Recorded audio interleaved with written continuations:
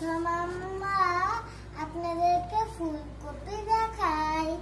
এই যে কাঁচামরিচ, পরে মূলা, গাজর, আলু, সিম। এখন আপনাদেরকে সবগুলো কাটাকুটি করে দেখাচ্ছি। এখন আমরা শুধু পাতিলটা নিব।